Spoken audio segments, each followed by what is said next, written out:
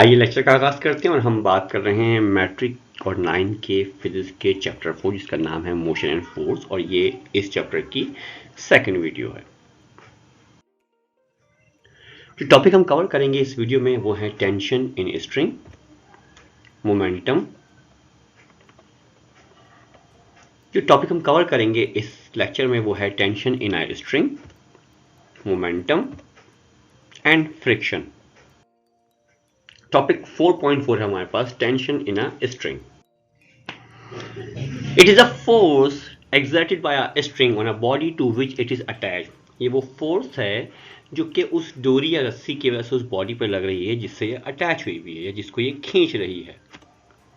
Example देखते हैं इसकी। while flying a kite we feel a force being exerted on our fingers।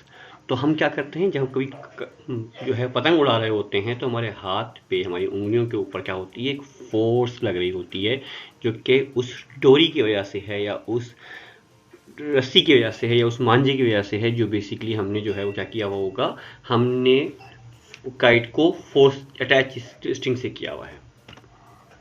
If we tightly stretch a string, the force we experience on our hand। और अगर हम उस मांझे को या उस डोरी को जिससे पतंग उड़ रही है उसको खींचने की कोशिश करें तो हमारे हाथ पे फोर्स लगती हुई महसूस होती है। एक और एग्जाम्पल देखते हैं। Person holding a block of weight W by means of a string. और अगर हम किसी ब्लॉक को या पत्थर को डोरी से, रस्सी से बांधें और उसको हम लटकाएं तो वो वजन हमारे हाथ पे उस रस्सी के जरिए महसूस होता है। Weight of the block pulls it downward. तो वो जो वेट है, जितना भारी ब्लॉक होगा वो उतनी ज़्यादा कुव्वत से ज़मीन की तरफ जा रहा होगा। String pull it upward with equal force. जाहिर है हम जानते हैं हर एक्शन का रिएक्शन होता है, तो अगर वो ब्लॉक नीचे की तरफ जा रहा है ग्रेविटेशनल फोर्स की वजह से, तो वो जो फोर्स होगी वो ऊपर की तरफ लग रही होगी हमारे हाथ में, और रस्सी या डोरी में वो वेट की फोर्स लग रही होगी जो उसको नीचे की तरफ खींच रही होगी।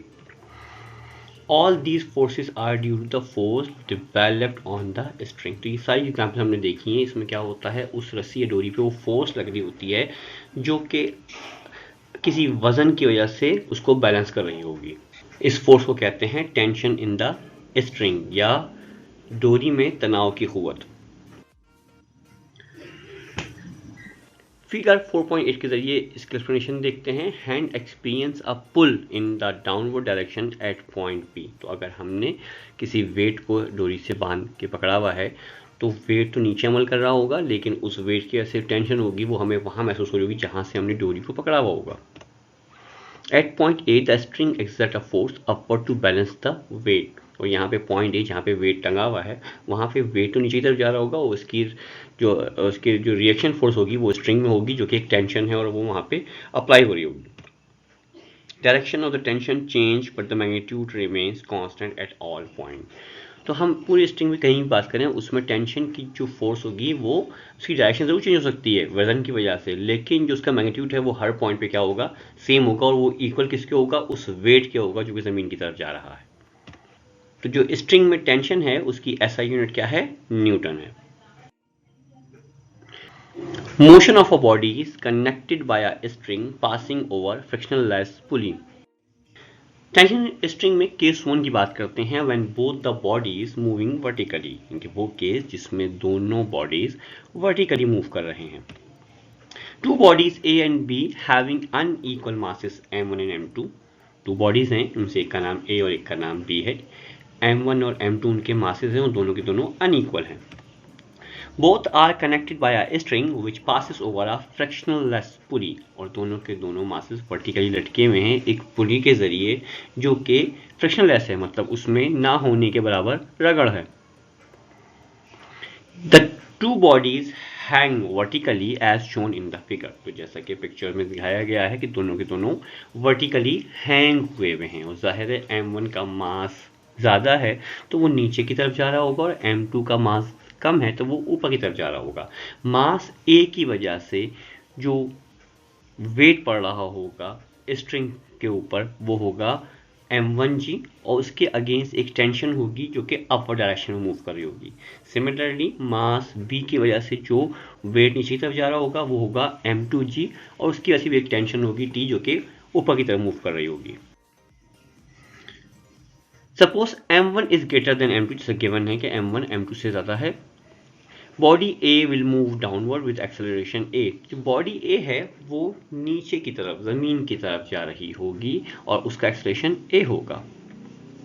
Body B will move up with the same acceleration, और क्योंकि दोनों के दोनों एक ही स्ट्रिंग से अटैच हैं तो जब बॉडी ए नीचे की तरफ जा रही होगी तो बॉडी बी उसी स्पीड से ऊपर की तरफ जा रही होगी। मतलब ये कि एक्सेलरेशन अगर बॉडी ए का ए है तो बॉडी बी का भी एक्सेलरेशन क्या होगा, ए ही होगा, लेकिन डायरेक्शन दोनों की चेंज होगी।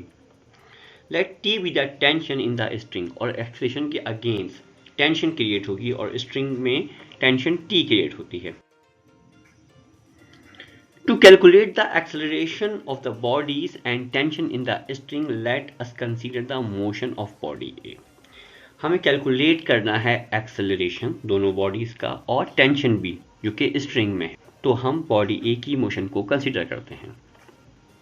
To forces are acting on body A, तो अभी हम देखते हैं कि बॉडी ए के ऊपर दो फोर्सेस लग रही हैं। Number one, wait of the body acting vertically downward, तो उसमें उसका वेट बॉडी मास जिसका m1 है उस बॉडी ए के ऊपर एक वेट क्रिएट कर रहा है जो उसको नीचे की तरफ खींच रहा है, और वो हम जानते हैं W=mg होता है। लिहाजा जो बॉडी ए के ऊपर वेट होगा उसको हम W1 से रिप्रेजेंट करते हैं, वो बराबर होगा m1 × g। और इस बॉडी ए पे एक टेंशन की फोर्स भी लग रही होगी जो कि अपवर्ड होगी और वर्टिकली अपवर्ड डायरेक्शन में होगी, और वो क्या होगा, उसको हम टी से ज़ाहिर करेंगे। Since body A is moving down so W1 is greater then T, यकीनी तौर पे क्योंकि वेट क्रिएट कर रहा है और बॉडी वेट की ऐसे नीचे की तरफ जा रही है, और अगर किसी ऑब्जेक्ट के ऊपर तमाम फोर्सेस का सम जीरो होता है अगर वो बॉडी स्टेशनरी कंडीशन में, लेकिन क्योंकि बॉडी मूव कर रही है लिहाजा वेट की फोर्स टेंशन की फोर्स से ज़्यादा है, जब तो बॉडी नीचे मूव कर रही है। The net force acting vertically downward on a body A, तो जो टोटल फोर्स लग रही होगी उसके ऊपर जिसकी वजह से बॉडी नीचे मूव कर रही है वो हम कैसे मालूम कर सकते हैं, वो फोर्स F1 बराबर होगी W1 minus tension.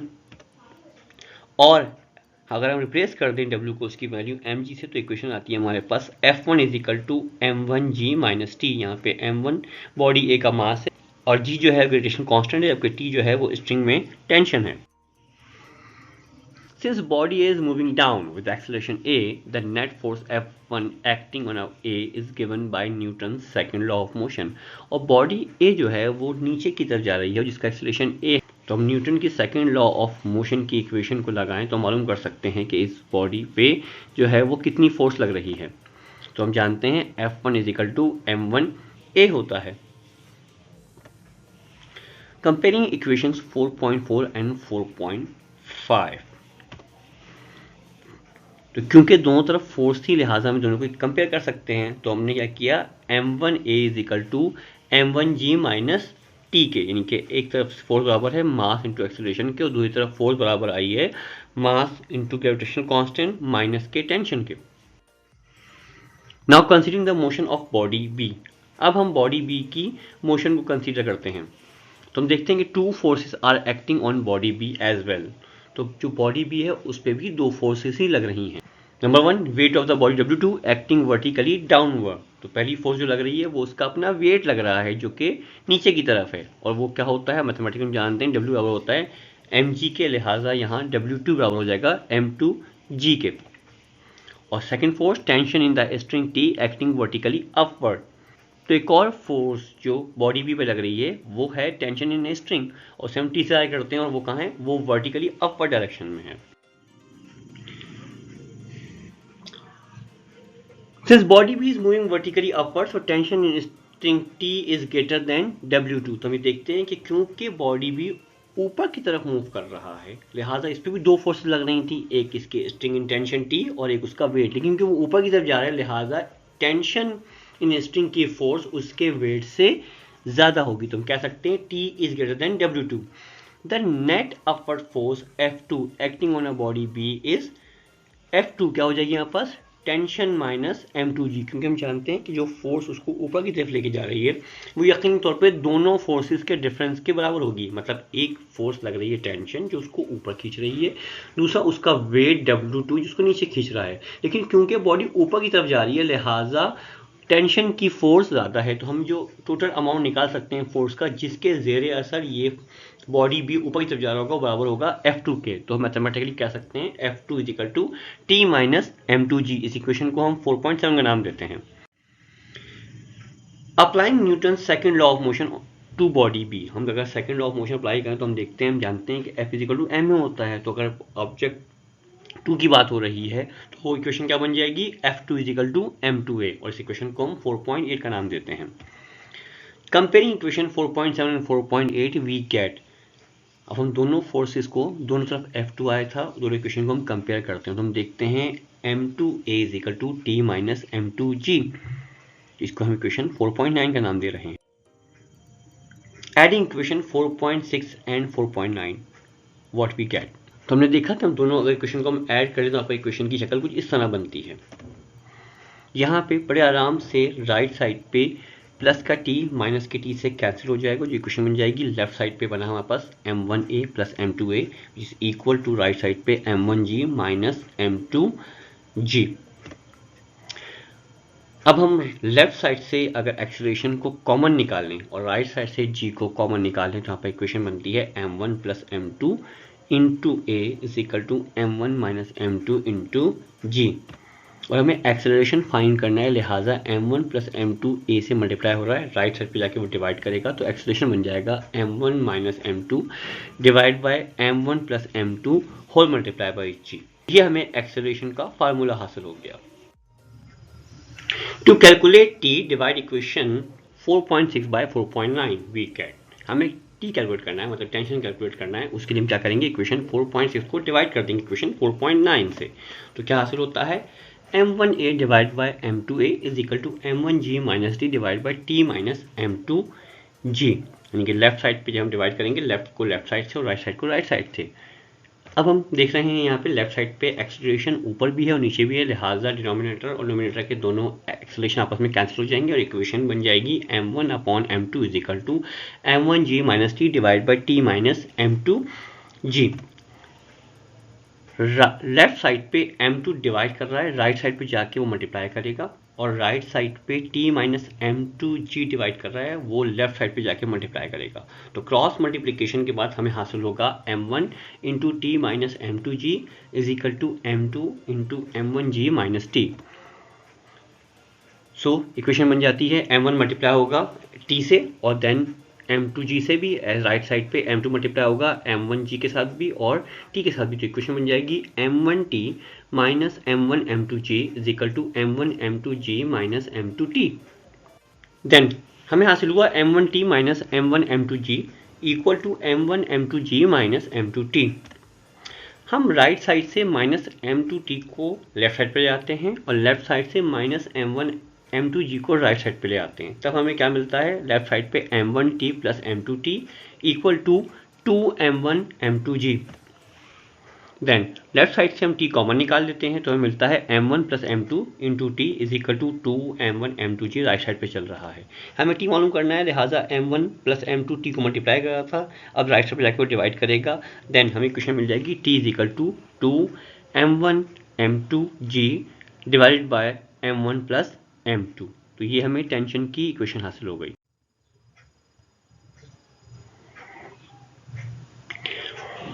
Case 2 use करते हैं, when one of the body is move vertically while the other horizontally.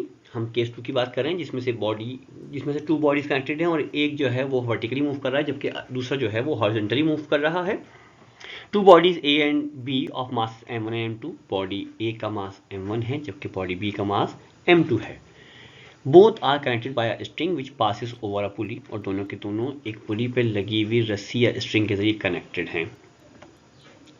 The body A move vertically downward with acceleration a, body A कुछ इस तरह हैंग हुई है कि वो वर्टिकली हैंग हुई है और वो नीचे की तरफ जा रही है एक्सेलरेशन a के जरिए।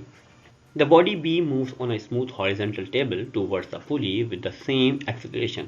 और body B जो है वो पुली की तरफ मूव कर रही है हॉरिजेंटल स्मूथ टेबल के ऊपर, और उसका भी एक्सेलरेशन वही A है जिस एक्सेलरेशन से बॉडी A नीचे की तरफ जा रहा था।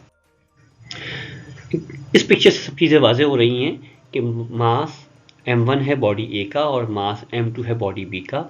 मास A1 वाली बॉडी मतलब A जो है वो नीचे की तरफ जा रही है, तो उसका वेट नीचे रिएक्ट कर रहा होगा और टेंशन की फोर्स अपर डायरेक्शन में मूव कर रही होगी। सिमिलरली जो बॉडी B है जिसका मास m2 है उसका वेट नीचे की तरफ रिएक्ट कर रहा होगा जो कि डाउनवर्ड डायरेक्शन में है, और एक्जैक्टली वो टेबल पर रखी हुई है, लिहाजा उसके ऊपर एक नॉर्मल रिएक्शन की फोर्स लग रही होगी जो कि वेट के अपर डायरेक्शन में होगी, और सिमिलरली उस पर एक टेंशन T भी रिएक्ट कर रही होगी जो कि पुली से अपोजिट डायरेक्शन में होगी।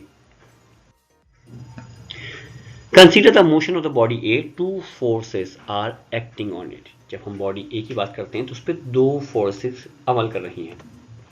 Number one, weight W1 of the body A acting vertically downward, तो उसमें से नंबर वन A पे लगने वाली फोर्स उसका अपना वेट है जिसको हम W1 से रिप्रेजेंट करते हैं और वो वर्टिकली डाउनवर्ड लग रहा होगा।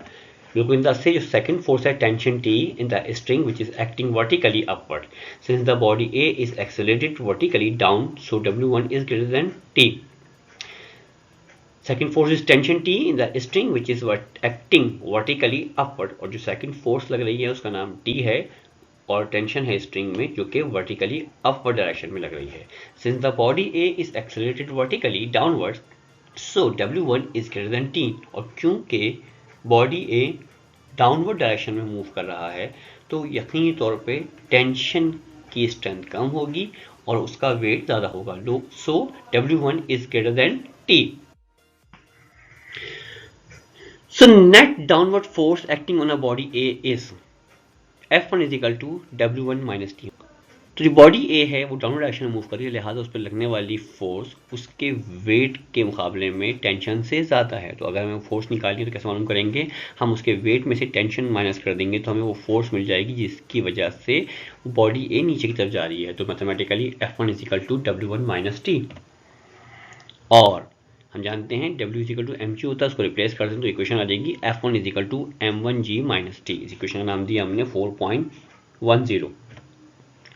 On applying Newton second law of motion to body A, अगर हम second law of motion body A पे लगा दें तो हमें क्या हासिल होगा, F1 is equal to m1, एक हम जानते हैं F is equal to ma होता है, और क्योंकि हम बॉडी 1 की बात कर रहे हैं लिहाजा हम कह सकते हैं F1 is equal to m1a। इस इक्वेशन का नाम दिया हमने 4.11 का। Equating equation 4.10 and 4.11 we get, अब हम क्या कर रहे हैं, इक्वेशन 4.10 और 4.11 को कंपेयर करेंगे, दोनों इक्वेशन में लेफ्ट साइड पे हमें फोर्स मिलती है, हम फोर्स को 4 से कंपेयर करें तो हमें हासिल होता है m1a is equal to m1g minus T. Equation नाम दिया हमने 4.12 का। Now consider the motion of the body B. There are three forces. Now consider the motion of body B. Three forces are acting on it. हम body B की बात कर रहे हैं और याद रहे कि इस बॉडी B के ऊपर तीन फोर्सेस लग रही हैं। Number one, tension T in the string which is acting horizontally towards the pulley. सबसे पहली फोर्स जो लग रही है इसके ऊपर टेंशन T की है जो उसको पुली की तरफ खींच रही है। Second force is weight W2 acting vertically downward, और सेकेंड फोर्स जो लग रही है वो इसका अपना वेट W2 है जिसको वर्टिकली डाउनवर्ड डायरेक्शन में लग रही होगी force. Third is normal reaction R of the smooth horizontal surface which act vertically upward. Third force जो लग रही होगी वो नॉर्मल रिएक्शन R होगा जो कि W के वेट की अपोजिट डायरेक्शन में लग रहा होगा, मतलब W के नीचे वर्टिकली डाउनवर्ड है तो जो नॉर्मल रिएक्शन R होगा वो क्या होगा, वर्टिकली अपवर्ड होगा। There is no motion of the body in the vertical direction. ये बात याद रहे कि जो बॉडी भी मूव कर रही है वो हॉरिजॉन्टली स्मूथ सरफेस में मूव कर रही है और हॉरिजॉन्टली उसकी मोशन है और वर्टिकल उसकी कोई मोशन नहीं है। Therefore the two forces W2 and reaction of smooth surface are equal, क्योंकि किसी भी ऑब्जेक्ट की मूवमेंट अगर वर्टिकली नहीं हो रही है तो वर्टिकली मतलब ये हुआ कि इस पर लगने वाली तमाम फोर्सेस का सम क्या है, जीरो है, और इस पर सिर्फ दो ही वर्टिकल फोर्सेस लग रही हैं, एक W2 जो कि नीचे की तरफ लग रही है और एक नॉर्मल रिएक्शन R जो कि ऊपर की तरफ लग रही है। तो एक डाउनवर्ड है और अपवर्ड है और दोनों एक दूसरे की अपोजिट डायरेक्शन में है, लिहाजा हम कह सकते हैं कि W2 और R2 क्या है, both forces are equal in opposite direction. They cancel each other, लिहाजा दोनों क्या हो जाएंगे, दूसरे के साथ कैंसिल हो जाएंगे, नेट फोर्स क्या हो जाएगी, वर्टिकल जीरो हो जाएगी। Only force acting on the body B is the tension T, which is pulling the body towards the pulley. और जो वाहिद फोर्स इस पर लग रही है, जो इसको हरकत देने का बायस बन रही है, वो है F2 इक्वल टू T, और इक्वेशन को नाम सकते हैं 4.13 का। Applying Newton second law of motion to body B. अब हम क्या करते हैं, अप्लाई करते हैं second law of motion body B के ऊपर, तो हमें हासिल होता है F2 इक्वल टू m2a, तो बराबर क्या हो गया, फोर्स बराबर हो गई मास इनटू एक्सेलरेशन के, और इक्वेशन का नाम दिया हमने 4.14 का। कंपेयरिंग इक्वेशन 4.13 एंड 4.14, तो हमें क्या हासिल होता है, तो m2a is equal to tension के इक्वल है, उसका इक्वेशन नाम दिया हमने 4.15 का। Adding equation 4.12 and 4.15 we get, हम क्या कर रहे हैं, इक्वेशन 4.12 और 4.15 को ऐड कर रहे हैं, तो हमें क्या मिलता है, m1a plus m2a is equal to m1g minus T plus T. Left side पैड हो गई और राइट साइड पैड हो गई, तो अभी क्या मिला, m1a plus m2a is equal to right side पे m1g minus T plus T. Right side पे प्लस टी माइनस टी, अब उसका कैंसिल आउट कर देंगे, तो हमें मिल जाएगा लेफ्ट साइड पे m1a plus m2a is equal to m1g। अब हम लेफ्ट साइड पे एक्सेलरेशन a को कॉमन निकालें, तो हमें मिल जाएगा m1 plus m2 into a is equal to m1g। हमें एक्सेलरेशन मालूम करना है, लिहाजा m1 प्लस m2 a से मल्टीप्लाई कर रहा है, राइट साइड पे जाकर डिवाइड करेगा, तो इक्वेशन में आ जाएगा acceleration is equal to m1g divided by m1 plus m2, तो ये हमें एक्सेलरेशन का फार्मूला मिल गया। To find the value of t, put this value of a in equation 4.15 v get, तो अब हमें टेंशन t की वैल्यू मालूम करनी है, तो उसके लिए हम क्या करेंगे, a की वैल्यू को जो भी हमने हासिल की है उसे इक्वेशन 4.15 में पुट कर देंगे। So t is equal to m1 m2g divide by m1 plus m2, तो हमें टेंशन यानी कि t का फार्मूला मिल गया, और वो क्या है, m1 m2g divide by m1 plus m2। Example 4.3 करते हैं, two bodies of masses 5 and 4 kg are attached to the end of the string which passes over a frictionless pulley such that the two bodies hang vertically. Find the acceleration of the bodies and tension in the string. Example 4.3 में कहा गया है कि दो bodies हैं जिनके मास 5 और 4 kg हैं, और दोनों के दोनों अटैच हैं किससे, स्ट्रिंग के साथ, और फ्रिक्शनलेस पुली के ऊपर, दोनों के दोनों क्या लगे हुए हैं, वर्टिकली हैंग हुए हैं। Find the acceleration of the bodies and tension in the string, हमसे पूछा गया है उन दोनों बॉडी का एक्सेलरेशन और टेंशन निकालनी है। इसको हम ड्रॉ कर लेते हैं, और हमें जैसे गिवन है कि let A and B be the two bodies so that mass of body A is equal to m1 is equal to 5 kg, तो हमें इस डायग्राम के जरिए भी दिया गया है क्या, कि बॉडी ए जो कि नीचे की तरफ जा रही है उसका मास m1 है, उसके बराबर है 5 kg के। Second mass of body B is equal to given m2 is equal to 4 kg है, और ग्रेविटेशन की वैल्यू हम जानते हैं 10 मीटर पर सेकेंड स्क्वायर होती है। Acceleration of the bodies A calculate करना है and tension in the string T calculate करना है।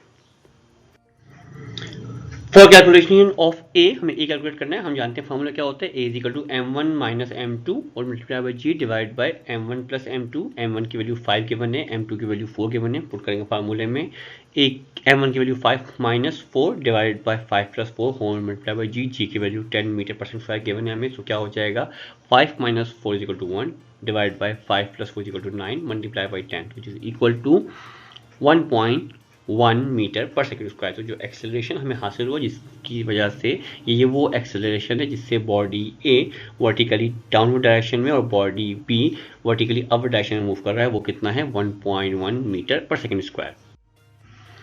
सिमिलरली हमें कैलकुलेशन करनी है किसकी, टी की। For calculation of T we know the formula, T is equal to 2m1 m2 g divide by m1 plus m2। Values हमें given है, m2 फार्मूले का पार्ट है, m1 की वैल्यू 5 गिवन है, m2 की वैल्यू 4 गिवन है, डिवाइड बाय 5 प्लस 4 इंगे m1 plus m2 whole multiply by g जो की वैल्यू है 10 के बराबर है।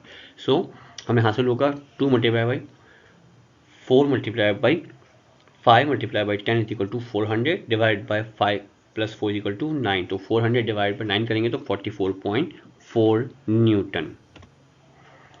Hence, the acceleration of the bodies A is 1.1 meter per second square and the tension in the string is 44.4 Newton. Next topic हमारा 4.5 momentum. Momentum को define ऐसे करते हैं कि the total quantity of motion है जो किसी बॉडी में पाई जाती है। Mathematically it is the product of mass and velocity. If m is equal to mass of a body, और अगर मास को हम m से जाहिर करें, and v is equal to velocity it is moving with, और v वो velocity है जिससे वो मास मूव कर रहा हो, then p represent the momentum. So mathematically p is equal to mv, यानी कि momentum is equal to mass into velocity.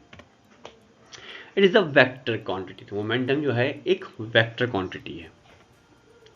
SI unit of momentum is kilogram meter per second square और newton second. तो हम momentum को दो unit में major कर सकते हैं, या तो हम उसको kilogram meter per second square से जाहिर करते हैं या न्यूटन सेकंड से जाहिर करते हैं।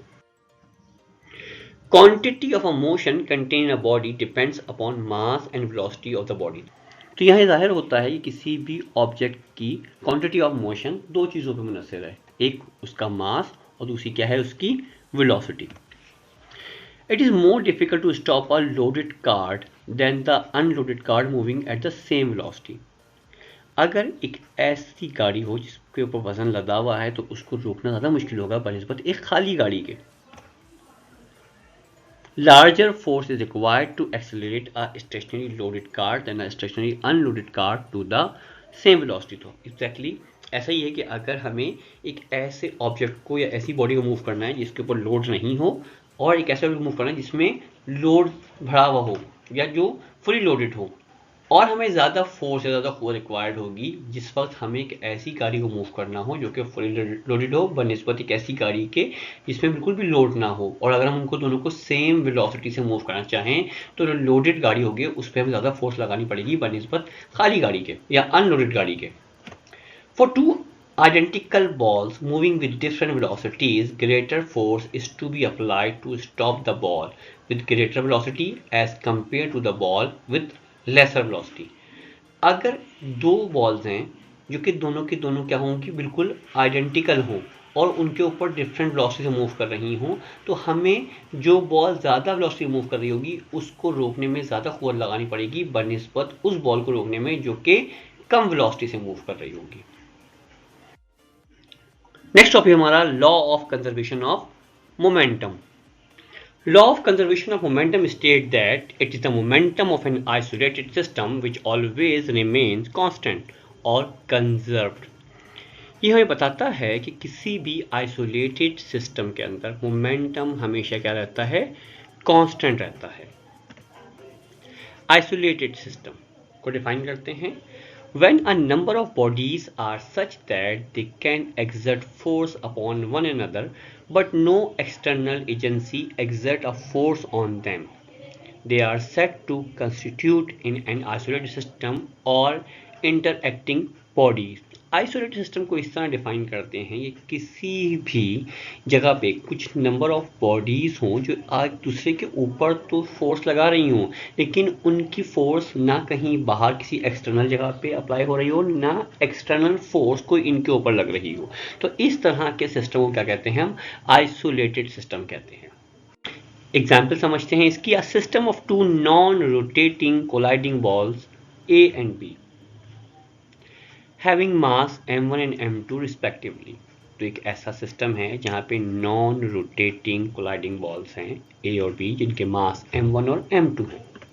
According to the law of conservation of momentum, तो एक लॉ ऑफ कंजर्वेशन मोमेंटम के मुताबिक total momentum of the balls before collision is equal to total momentum after collision. मतलब ये हुआ कि किसी भी आइसोलेटेड सिस्टम में इन दोनों बॉल्स का मोमेंटम आपस में टकराने से पहले का मोमेंटम बराबर होगा टकराने के बाद के मोमेंटम में। Balls A and B are moving along the line joining their centres in the same direction. तो अगर बॉल A और B मूव कर रहे हैं एक ही लाइन के ऊपर इस अंदाज से कि दोनों के सेंटर सेम डायरेक्शन में हैं, तब having velocities u1 and u2 respectively, और बॉल A और B की वेलोसिटी u1 एंड u2 है रिस्पेक्टिवली। मतलब A बॉल की वेलोसिटी u1 है और B की वेलोसिटी u2 है। Where u1 is greater then u2, तो A की जो वेलोसिटी है u1 वो B की वेलोसिटी u2 से ज़्यादा है। Suppose the balls A and B acquire velocities v1 and v2 respectively after collision. अगर फर्ज किया जाए कि बॉल ए और बी की वेलोसिटी तब्दील हो जाती है, टकराने के बाद बॉल ए की वेलोसिटी u1 से v1 हो जाती है और बॉल 2 की वेलोसिटी u2 से v2 हो जाती है, जैसे कि नेक्स्ट स्लाइड में दिखाया जाएगा। तो इस पिक्चर से जाहिर हो रहा है कि दो मासेस हैं m1 एंड m2।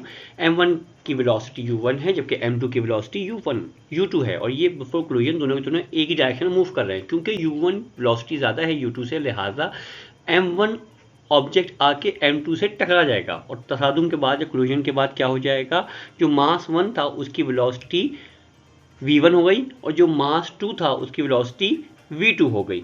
और momentum of the system before collision, यहाँ पे m1 u1 plus m2 u2, क्योंकि ये एक आइसोलेटेड सिस्टम है और इसमें दो बॉल्स यूज हो रही हैं, लिहाजा हर बॉल का अपना मोमेंटम है और उनका जो कम्युलेटिव मोमेंटम होगा वो कहलाएगा मोमेंटम ऑफ सिस्टम। तो यहाँ पे जिस ऑब्जेक्ट का मास 1 था उसकी वेलोसिटी u1 थी और जिसका मास 2 था उसकी वेलोसिटी u2 थी, लिहाजा m1 u1 plus m2 u2 is the system of momentum of system before collision. Similarly momentum of system after collision क्या हो जाएगा, m1 v1 plus m2 v2, क्योंकि जिस ऑब्जेक्ट का मास m1 था उसकी वेलोसिटी v1 हो गई और जिसका मास m2 था उसकी वेलोसिटी v2 हो गई। सो m1 v1 plus m2 v2 is the cumulative momentum of system after collision. According to the law of conservation of momentum, total momentum of the balls before collision is equal to total momentum after collision. तो हम जानते हैं according to the law of conservation of momentum किसी भी system momentum collision से पहले और collision के बाद क्या होना चाहिए, सेम होना चाहिए, बराबर होना चाहिए। So mathematically m1 u1 plus m2 u2 is equal to m1 v1 plus m2 v2। इसको हम नाम देते हैं इक्वेशन 4.15 का। अब blown up balloon when release flies around the room, तो ये भी क्या है, इसकी एक मिसाल है। Air escape in one direction while it moves in the opposite direction। तो क्या होता है, जब उस बलून में से, गुब्बारे में से हवा निकल रही होगी तो वो क्या होगी, वो नीचे की तरफ निकल रही होगी या किसी और तरफ निकल रही होगी और उसके रिएक्शन के तौर पे जो बलून है वो किसी और डायरेक्शन में, उसकी अपोजिट डायरेक्शन में क्या हो रहा होगा, मूव हो रहा होगा। Recall of the gun when a bullet is fired from it, हम ये बात जानते हैं कि जब भी किसी गन से फायर किया जाता है तो गोली आगे तरफ जाती है और गन को एक झटका लगता है जिसको हम क्या कहते हैं, रिकॉयल कहते हैं। वो हमेशा क्या होता है, बुलेट की अपोजिट डायरेक्शन में होता है। एग्जाम्पल 4.4 करते हैं। Example 4.4, a 2 gram bullet is fired from 800 gram pistol with speed of 50 metre per second. What is the speed of recoil of the pistol. हम बताया गया है कि 2 ग्राम एक बुलेट का साइज़ है या वेट है या मास है जो कि फायर हुई है 800 ग्राम के पिस्टल से और स्पीड थी उस बुलेट की 50 मीटर पर सेकेंड। हमसे पूछा गया है कि बताइए पिस्टल का रिकॉयल क्या होगा।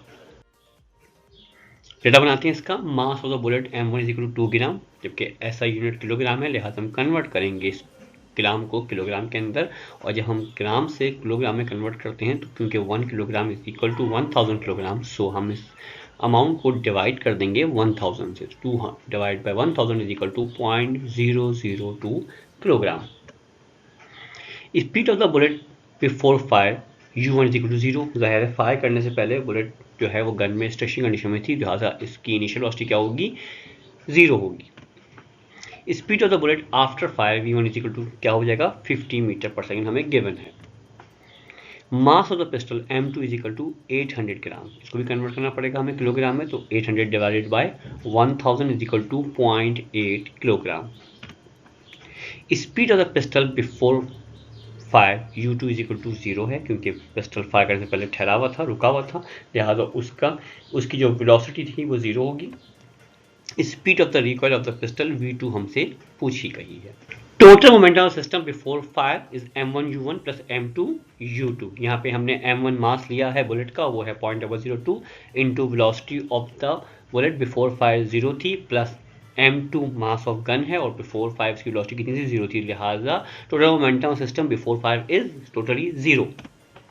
Total momentum of system after fire m1 v1 plus m2 v2। यहाँ पे m1 मास है बुलेट का 0.002 इंटू वेलोसिटी कितनी थी उसकी 50 मीटर पर सेकेंड, प्लस हम पास जो है वो मास ऑफ गन m2 है जो कि 0.8 है। उसके बाद वेलोसिटी v2 हमसे पूछी गई है जो कि रिकॉइल ऑफ गन है।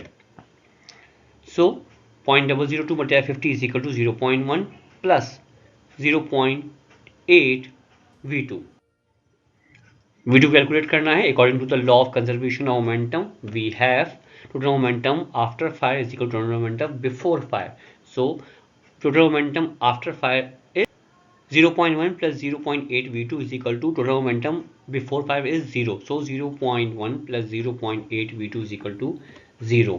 हम कैलकुलेट करना है हमें v2 0.1 लेफ्ट साइड पे, राइट पे जाएगा तो माइनस 0.1 हो जाएगा एंड देन 0.8 मल्टीप्लाई हो रहा है v2 से, तो v2 is equal to 0.1 divide by 0.8 which is equal to, so v2 is equal to minus 0.125 meter per second. The speed of the recoil of the pistol is 0.125 meter per second. Minus sign show कर रहा है कि gun की direction या pistol के recall की direction bullet की direction के अपोजिट होगी। नेक्स्ट टॉपिक है 4.6 इज फ्रिक्शन। डिफाइन करते हैं फ्रिक्शन को, the force which opposes the motion of the body while in continuous contact with the other body is called force of friction. तो friction को हम समझ सकते हैं इस अंदाज से कि कोई भी फोर्स या वो फोर्स जो कि किसी भी ऑब्जेक्ट की मोशन में रुकावट बने जब वो ऑब्जेक्ट किसी बॉडी के साथ टच होकर हरकत कर रहा हो। Friction play an important role in our daily life. तो आमतौर पर फ्रिक्शन को हम समझते हैं कि ये नुकसानदेह है, लेकिन फ्रिक्शन के बड़े अहम और बुनियादी फायदे हैं हमारी आम जिंदगी में। Allows us to walk, friction की वजह से ही हम चल सकते हैं, अगर फ्रिक्शन ना हो तो हम ज़मीन पे चल नहीं सकेंगे। Necessary for the motion of wheels of the car, और गाड़ियों के जो टायर मूव हो रहे होते हैं या व्हील मूव हो रहे होते हैं वो फ्रिक्शन की वजह से ही रोड पे मूव हो सकते हैं। It is due to roughness of two surface and is unavoidable. There are no perfect smooth surface. Roughness की वजह से जो है वो unavoidable है। ऐसा नहीं हो सकता कोई भी बॉडीज या जो कॉन्टैक्ट फोर्सेस हैं या कॉन्टैक्ट सर्फेसेस हैं वो इतनी स्मूथ हो कि उसमें फ्रिक्शन हो ही ना होने के बराबर हो, लेकिन फ्रिक्शन ज़रूर होता है। एग्जाम्पल समझते हैं इसकी। एग्जाम्पल नंबर 1 है हमारे पास, a place of a wooden block on the horizontal surface of the table. एक वुडन ब्लॉक, लकड़ी का ब्लॉक जो है वो हॉरिजेंटल सर्फेस पे रखा हुआ है टेबल पे। Block is attach to one end of the string which passes over a pulley, और ब्लॉक जो है वो एक डोरी से बंधा हुआ है जो कि एक पुली के ऊपर से गुजर रही है। Weight is tied to the other end of the string, और हमने स्ट्रिंग के साथ उस डोरी के दूसरे एंड पे कुछ वेट लटका दिया है। A force F acts on a block towards the right, और वो फोर्स एफ लगती है उस ब्लॉक के ऊपर जो उसको राइट पे लेके जाती है। This force tries to move the block towards right, और ये फोर्स जो है वो उसको राइट पे मूव करने का बाइस बन रही है। जैसा कि इस एग्जाम्पल की तस्वीर से जाहिर है, तो वुडन ब्लॉक लगा हुआ है टेबल के ऊपर, और टेबल जो है वो उसके ऊपर इस टूली के साथ एक स्ट्रिंग है और हमने वेट लटकाया हुआ है पी। वुडन ब्लॉक ए जिस टेबल पे मूव कर रहा है उसका फ्रिक्शन ना होने के बराबर है। If the force is insufficient, it will not produce a motion in the block. अगर वो फोर्स इतनी नहीं हो कि वो ब्लॉक को अपनी जगह से हरकत दे सके, then opposing force of the friction balance the applied force due to weight. तो हम कह सकते हैं कि फ्रिक्शन की फोर्स अप्लाइड फोर्स को बैलेंस कर रही है और वो ब्लॉक मूव नहीं कर पा रहा। As applied force increases, the force of friction also increases and reach a maximum or limiting value when the block is on the point of sliding. और अगर हम उस वेट को बढ़ा दें तो एक वक्त ऐसा आएगा कि वो वेट उस फ्रिक्शन की फोर्स के बराबर हो जाएगा, या दूसरे हाल को समझ सकते हैं कि जैसे जैसे वेट बढ़ाते जाएंगे वैसे वैसे फ्रिक्शन की फोर्स बढ़ती चली जाएगी, और एक वक्त ऐसा आएगा कि फ्रिक्शन की फोर्स बिल्कुल अप्लाइड फोर्स के बराबर हो जाएगी, और उसे हम कहते हैं मैक्सिमम और limiting value of the friction. Friction is a self adjusting force. Friction अपने रास्ते से खुद अपने आप को एडजस्ट करती है।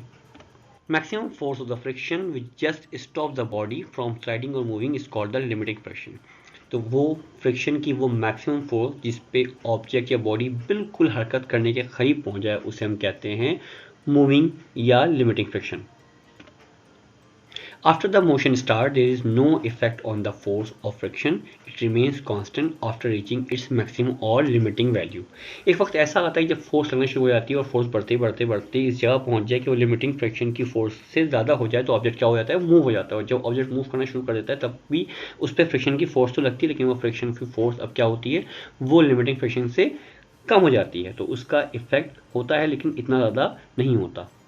Sliding friction force which exerts during the motion of the block while sliding over a surface। तो जब कोई ऑब्जेक्ट मूव कर रहा हो तो उसके ऊपर भी सरफेस की तरफ से कोई ना कोई अपोजिशन की फोर्स होती है जिसको हम स्लाइडिंग फ्रिक्शन कहते हैं। Rolling friction opposing force experience by a rolling spherical ball. तो रोल करते हुए जिस ऑब्जेक्ट को जो अपोजिशन का सामना हो उसे हम कहेंगे रोलिंग फ्रिक्शन, और स्लाइड करते हुए जिस ऑब्जेक्ट को जो मूवमेंट रुकावट का सामना हो उसे हम कहते हैं sliding friction. Friction generally means limiting friction. Friction generally means limiting friction का मतलब ये होता है कि फ्रिक्शन हम उसको काउंट करते हैं जो कि लिमिटिंग फ्रिक्शन हो। 2 forces act on the wooden block placed on the table. तो यहाँ पे उस वुडन ब्लॉक के ऊपर 2 फोर्स लग रही हैं। Wait of the block W acting vertically downward. तो उस वेट के ऊपर एक फोर्स लग रही है वर्टिकली डाउनवर्ड जो कि उसका वेट है। उस ब्लॉक पे एक फोर्स लग रही है W जो कि उसका वेट है, और वो कहाँ है, उसकी डायरेक्शन क्या है, उसकी डायरेक्शन डाउनवर्ड है। Reaction of the table are acting vertically upward called the normal reaction. यकीनी तौर पे न्यूटन के थर्ड लॉ के तहत वो टेबल भी उस ब्लॉक के ऊपर एक और फोर्स लगा रहा होगा जिसे हम क्या कहेंगे, नॉर्मल रिएक्शन कहेंगे। उसकी डायरेक्शन अपवर्ड होगी और उसे R से रिप्रेजेंट करते हैं। It is found experimentally that limiting frictional force Fs is proportional to the total weight pressing the block against the table or normal reaction। तो एक्सपेरिमेंट ये बताता है कि जो फ्रिक्शन की फोर्स Fs है वो असल में प्रोपोर्शनल है उसके टोटल वेट के, उस ब्लॉक के वेट के जो कि किस पे लगा रहा होगा, वो उस टेबल पे लगा रहा होगा और नॉर्मल रिएक्शन के बराबर होगा। इस पिक्चर से वाज़ेह है कि W और R एक दूसरे के इक्वल और अपोजिट डायरेक्शन में है। Mathematically Fs is proportional to normal reaction R। हम जानते हैं जब भी प्रोपोर्शनल निशान हटाते हैं तो इक्वल टू के निशान के साथ एक कांस्टेंट लगता है। तो यहाँ पे Fs is equal to mu R और mu is equal to Fs upon R। इसको हम कहते हैं equation 4.16। Mathematically, mu is equal to limiting frictional force divided by normal reaction between the two surfaces in contact. Mathematically, mu is equal to limiting frictional force upon normal reaction between the two surfaces in contact। तो mu बराबर होता है limiting frictional force divided by normal reaction के जो कि two bodies के दरमियान हो रहा होगा। Where mu is the coefficient of friction। और यहाँ पे mu को हम क्या कहते हैं, coefficient of friction कहते हैं। Constant of proportionality which depends upon the nature of both the surfaces। तो mu जो है वो क्या है, वो constant proportionality है और वो डिपेंड करता है उन दोनों सरफेस की वैल्यू के ऊपर जिनके दरमियान कॉन्टैक्ट डेवलप हो रहा है। यहाँ पे वो क्या है, वो ब्लॉक और टेबल है। Normal reaction is equal to the weight of the block if the surface is horizontal. आमतौर पे नॉर्मल रिएक्शन जो है वो अगर हॉरिजॉन्टल सरफेस ली जाती है तो वो वेट के इक्विवेलेंट ही होगा। So R is equal to mg। Putting this value in equation 4.6 we get mu is equal to Fs upon mg, और in other word Fs is equal to mu into mg।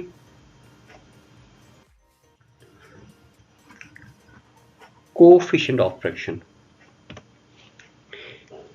It is a constant for a given pair of surfaces and is different for different pairs of surfaces। तो हम कह सकते हैं जो constant of friction mu है वो क्या है, it is a constant for a given pair of surfaces. वो हर एक सरफेस के पेयर के ऊपर डिपेंड करता है और मुख्तलिफ सर्फेसेस के अगर पेयर्स होंगे तो उन पे म्यू की वैल्यू डिफरेंट होगी। Value of mu for some pair of surfaces given in table 4.1। तो यहाँ पे कुछ एग्जाम्पल दी हुई हैं कि अगर, और वो ऑब्जेक्ट्स क्या हैं, ड्राई होगा तो कोफिशिएंट फ्रिक्शन म्यू की वैल्यू क्या होगी, बिटवीन वुड एंड वुड 0.3 होती है म्यू की value, between would and stone 0.4 होती है, बिटवीन मेटल एंड मेटल 0.2 होती है, बिटवीन वुड एंड लेदर 0.4 होगी। Example 4.5। A body weighing 50 Newton is placed on a wooden table, तो एक बॉडी है जिसका वजन कितना है 50 न्यूटन है, एक वुडन टेबल पे प्लेस हुई हुई है। How much force is required to set it into motion, उसको हरकत में लाने के लिए कितनी फोर्स लगानी पड़ेगी। Coefficient of friction between the table and the body is 0.3। Data बनाते हैं इसका। Weight of the body W is equal to 50 newton हमें गिवन है। कोफिशिएंट ऑफ फ्रिक्शन म्यू की वैल्यू 0.3 हमें गिवन है। फोर्स F हमसे पूछी गई है, तो हम जानते हैं, इसको सॉल्व करते हैं। हम जानते हैं फार्मूला क्या होता है, F is equal to mu R होता है। तो since normal reaction R equal to W होता है, लिहाजा हम R की जगह W लिख देंगे, तो F फार्मूला हो जाएगा F is equal to mu W, और म्यू की वैल्यू गिवन है हमें 0.3, जबकि W की वैल्यू हमें 50 गिवन है। So 50 multiply by 0.3 is equal to 15। Force required है F is equal to 15 newton. Advantages of friction. Friction is desirable, friction रगड़ पसंदीदा है। कब? Sand is thrown on the uphill railway track after rain, आमतौर पे railway track जो कि uphill की तरफ जा रहे हैं उस पर बारिश के बाद उनकी चिकनाहट पैदा होती है, तो फ्रिक्शन पैदा करने के लिए जानबूझ के वहाँ पे मट्टी रेत डाली जाती है। Threading on the car tire is done to provide necessary frictional force between the tire and the road to enable the car to move smoothly. Car के टायर्स के ऊपर जानबूझ के इस तरह के शेप बने हुए होते हैं जिसकी वजह से फ्रिक्शन प्रोड्यूस हो, जब ब्रेक लगाया जाए तो वो गाड़ी रुक भी सके और साथ साथ वो स्मूथली मूव कर सकें रोड के ऊपर। It enable us to walk on the ground, और अगर ज़मीन पे फ्रिक्शन ना हो तो हम क्या कर सकते हैं, ज़मीन पे चल नहीं सकते, लिहाजा ये फ्रिक्शन ही है या रगड़ की कुव्वत ही है जो हमें चलने में मददगार साबित होती है। डिसएडवांटेज ऑफ फ्रिक्शन, तो हम देखते हैं कि डिसएडवांटेजेस क्या है फ्रिक्शन के। Friction is undesirable as, friction कहाँ कहाँ नापसंदीदा है। A large amount of energy in machines is wasted due to it, useless work need to be done to overcome friction, तो आमतौर पर क्या होता है, एनर्जी की बहुत बड़ी मकदार मशीन में इस वजह से वेस्ट हो जाती है कि वो फ्रिक्शन की फोर्स को कम करने में इस्तेमाल हो जाती है। Leads to wear and tear on moving parts of the machine, आमतौर पर मशीन में जो तोड़ फोड़ होती है मुख्तलिफ पार्ट्स की, उसकी वजह भी क्या है, फ्रिक्शन ही है। मेथड्स ऑफ रिड्यूसिंग फ्रिक्शन, अब हम बात करेंगे उन तमाम मेथड्स की जिनकी मदद से फ्रिक्शन रगड़ को कम किया जा सकता है। Two different ways of reducing friction, आमतौर पे दो मुख्तलिफ तरीके हैं जिसके ज़रिए हम फ्रिक्शन को कम कर सकते हैं। First, the use of ball और रोलिंग बेरिंग्स, तो बॉल बेरिंग इस्तेमाल किए जाते हैं मुख्तलिफ मशीन्स के अंदर, वो इसलिए इस्तेमाल किए जाते हैं ताकि हम फ्रिक्शन की फोर्स को कम कर सकें। Number two, the use of lubricants like oil, air and graphite, तो आमतौर पर मशीन्स के अंदर लुब्रिकेंट यानी कि ऑयल, एयर और ग्रेफाइट यूज़ किया जाता है ताकि फ्रिक्शन की फोर्स को कम किया जा सके। Number one, use of ball or rolling bearings. In machines, the sliding of the various parts is usually replaced by rolling by using a ball bearing. तो हम देख सकते हैं और हमारी कॉमन ऑब्जर्वेशन है ये कि मशीनों में जहाँ मूवमेंट हो रही होती है वहाँ पे हम आमतौर पे रोलिंग की जगहों को रिप्लेस कर देते हैं बॉल बेरिंग के जरिए, और हमारे पंखों में, पानी की मोटरों में, हर जगहों पे बॉल बेरिंग लगे हुए होते हैं ताकि फ्रिक्शन की फोर्स को रिड्यूस किया सके। Rolling friction is less than the sliding friction, rolling friction की वैल्यू कम होती है स्लाइडिंग फ्रिक्शन के मुकाबले में। नंबर टू था पर use of lubricants like oil, air and graphite. Parts moving over one another are properly lubricated, हम देखते हैं कि मशीनों में, जनरेटर्स में हम क्या लगाते हैं, हम ऑयल डालते हैं ताकि लुब्रिकेंट की मदद से जो चीज़ें मूव हो रही हैं उनको हम प्रॉपर्ली मूव कर सकें और फ्रिक्शन की फोर्स को रिड्यूस कर सकें। Friction can also be reduced by putting fine chalk powder, any other powder or some liquid oil between two parts, और फ्रिक्शन को रिड्यूस करने का एक मेथड ये भी है कि उन दोनों शख्स के दरमियान जो आपस में टकरा रही हों या रगड़ खा रही हों उनके बीच में हम चॉक पाउडर या कोई और पाउडर लगा दें या कोई ऑयल लिक्विड डाल दें, इसके नतीजे में दोनों पार्ट्स के फ्रिक्शन की फोर्स को रिड्यूस कर सकते हैं। Air under high pressure is used as a lubricant in tool used to precision grinding, पास मशीनों में हाई प्रेशर एयर भी यूज़ किया जाता है एज ए लुब्रिकेंट ताकि उसकी प्रिसाइज ग्राइंडिंग किया सके। मसलन हम देखते हैं कि हमारे पास अक्सर बेशतर जो है वो गाड़ी के जैक्स भी उसमें एयर भरी हुई होती है या एयर जो है वो जैक यूज़ किए जाते हैं ताकि फ्रिक्शन की फोर्स को रिड्यूस किया सके। इस वीडियो से मुतालिक आपका कोई सवाल हो तो कमेंट सेक्शन में कमेंट करके बताइए, और मज़ीद यही बताइए कि कौन कौन से टॉपिक पे आपको हमसे लेक्चर रिक्वायर्ड है। हमारी वेबसाइट विजिट करने के साथ साथ हमें फेसबुक, ट्विटर, इंस्टा, यूट्यूब और लिंक्डइन पर लाइक करें, सब्सक्राइब करें और कमेंट करें। Thank you very much.